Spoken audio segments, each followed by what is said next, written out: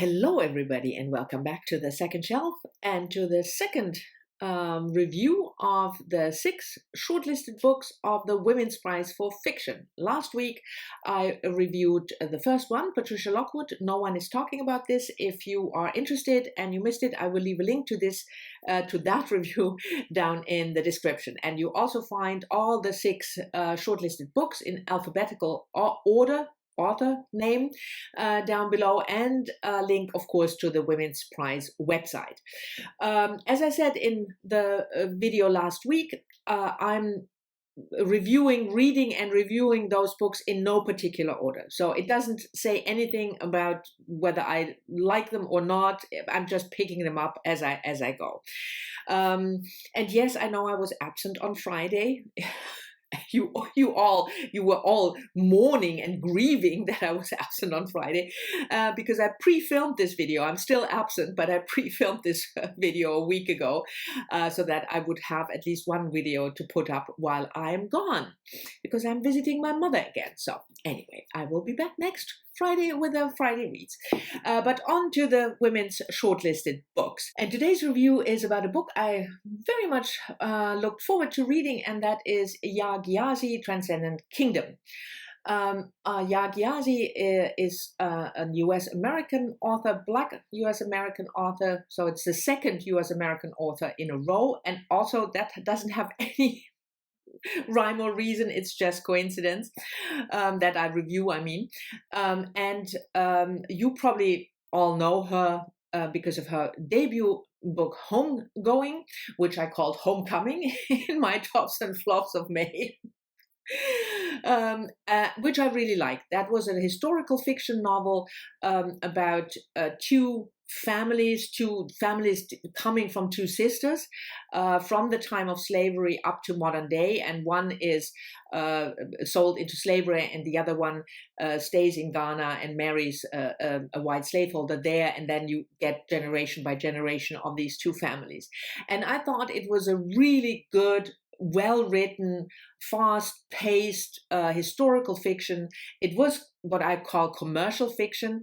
So it was not, experimental or trying something new and very literary, quote unquote. But that doesn't mean it can't be a good book. So I really enjoyed it. I just want to get that out of the way before I review this book, because this second book of hers didn't work for me. And again, like in the first video, I warn you explicitly, this book what you will probably consider spoilers. Not huge. I'm not giving away, the ending or stuff like that. But if you have not read the book and you don't want to know anything about the plot other than what it says on the blurb or the back, you probably shouldn't watch this video, because there will be some minor spoilers. Anyway, I warned you. So let's get into it. The premise of this book sounded really interesting. It's again a family from Ghana. Mother and father have immigrated with their young child, a Nana, a boy, to the United States, and there they get a second child, the protagonist, Gifty, who tells this story when she is in her late 20s. She is now a PhD student, neuroscience, and that's how the book opens. So we are in the now, with Gifty being a PhD student in neuroscience. But she goes back and forth in time, telling us about the immigration of her parents with the brother from Ghana, how that all worked out. We also know, and that is not really a spoiler, at least not by me, because it's it's told in the blurb, that the brother Nana, so Gifty's older brother, he died a couple of years ago from a heroin overdose, because after a sports injury he got addicted to painkillers, and then from there to heroin, and he died from an overdose. So that is the family situation. The mother is, when the book opens, suffering from a severe depression, and that's not the first time. She was prone to depressions even back in the day when there was still, when the brother was still alive, and I'm sort of letting the book drop. I'm sorry about that. It's not that heavy, but it's very warm. So that might be it. Anyway, so you have the mother with the severe depression who moves in with a Gifty in order to recover. You have quite some pages spent on Gifty's research. She is researching neurological pathways in the brain and trying to find out how the brain can be manipulated in terms of reacting, how we react to pleasure, how we react to addiction, stuff like that. And of course, that idea or that urge to research that comes from the experience with Nana, with her brother, who got hooked on medication and then on heroin and who overdosed. So that is the let's say the broad setup of the book.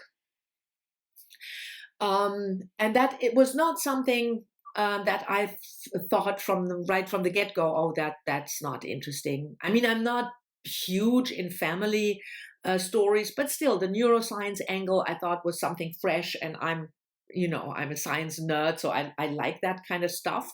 And I felt those were actually the best parts when she talks, when the author has Gifty talk about her research and about the lab mice and how that works. That was really well done. At least I liked it.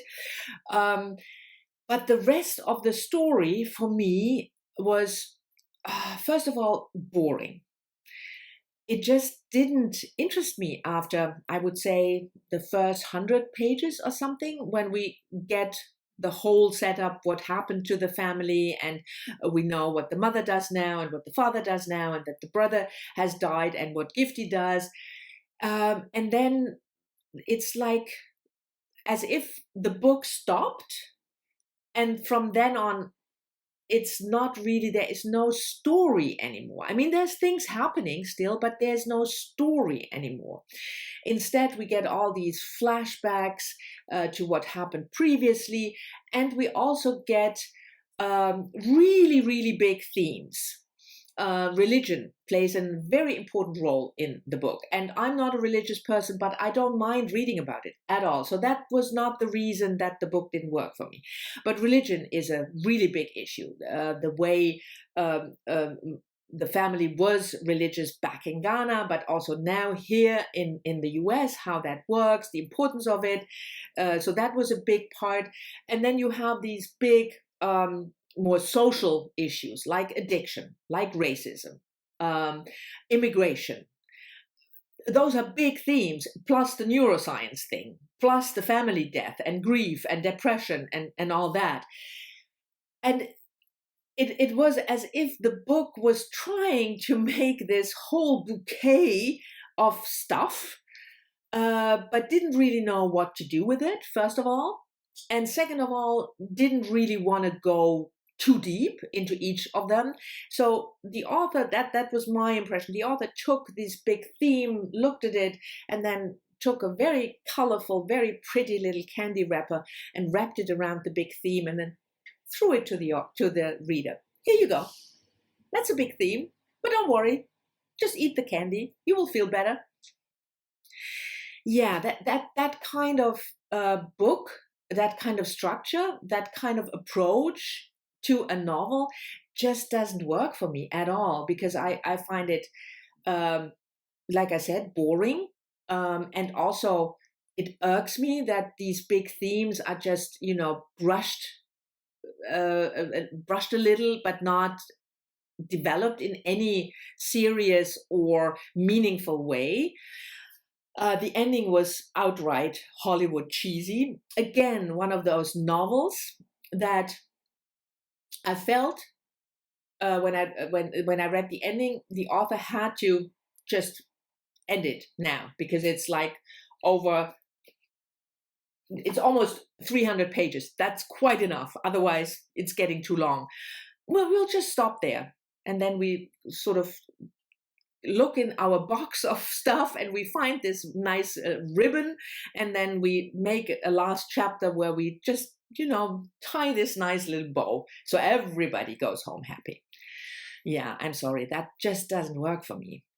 So, I mean, the writing was okay. It was not, it's not, if you've read Homegoing, you will know Yaa Gyasi is not, a writer who who uses language in a very surprising way, but she writes well, and it's, if you write commercial fiction like that, I don't feel that it's necessary, to be a language a magician. You can still write a good book. See Homegoing. So the language, but the language then didn't save this book for me. That's what I'm trying to say, I guess. So in the end, this was just, for me, not a good book. And I really don't understand the judges, why they put it on the shortlist, because there were other books on the long list, I would say, that deserved a spot on the shortlist, much more than this one. If I'm just saying Burnt Sugar, for instance, which I really liked. It was a debut, and I thought it was a good book, and certainly, in my opinion, better than this one. But there you go. So Transcendent Kingdom, no, didn't work for me. Anyway, so this was the second of the 6. The next one will probably come up next week, and I might do 2 because I have to speed things up a little bit in order to be done with all the 6 reviews and the ranking before the 7th of July. But anyway, thank you very much for watching. I hope you've enjoyed it. As always, I'm looking forward to your comments, in particular, but not exclusively, if you have read Transcendent Kingdom and want to talk to me about that. And I'll see you all soon in the next one.